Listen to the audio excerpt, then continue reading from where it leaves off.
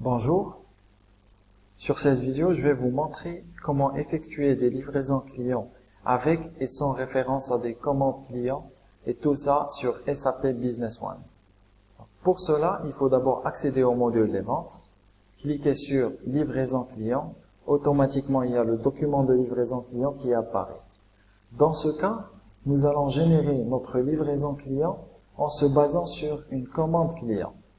Donc d'abord, il faut sélectionner les clients. On va choisir un client local service PO. Ici, nous avons la référence de notre document de livraison qui est le LI1 avec un statut de document en attente et les différentes dates, bien sûr, qui sont requises par SAP Business One. Donc, au lieu de choisir les articles, il faut utiliser la fonctionnalité copier de.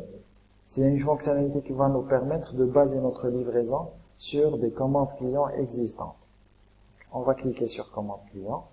Automatiquement, on va sélectionner la commande client. Et il y a les articles qui figurent dans la commande client qui sont importés dans la livraison client.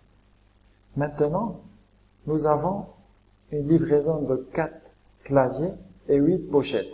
Alors que, à travers cette colonne-là qui représente la quantité en magasin, on peut avoir une idée sur la disponibilité de ces articles dans le magasin 01. Donc là, on remarque qu'il y a une disponibilité, donc on peut bien sûr livrer les quantités demandées par notre client. Donc on va générer notre livraison. Maintenant, nous allons passer à une livraison qui est sans référence. Donc on va sélectionner notre client étranger Arthur Lavoie. Ici, nous avons la référence de document LI2 avec le statut en attente et les différentes dates requises par SAP Business One. Donc, cette fois-ci, on ne va pas utiliser les fonctionnalités copier de et copier vers. Par contre, on va passer directement au choix des articles qu'on veut livrer. Donc, on va livrer des câbles HDMI d'une quantité de 200 unités avec un prix unitaire de 5 € à chacun. Ici, nous pouvons avoir déjà une idée sur la disponibilité de ces articles dans le magasin 01. Donc, il y a une disponibilité de 29. Donc, forcément, je ne pourrai pas livrer parce que j'ai pas la quantité disponible.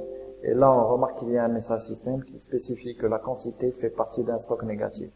Mais si je change la quantité, je mets 29 unités, automatiquement, je pourrai générer ma livraison client parce que la quantité, elle est disponible. Et voilà, j'ai créé ma livraison client sans faire référence à un autre document.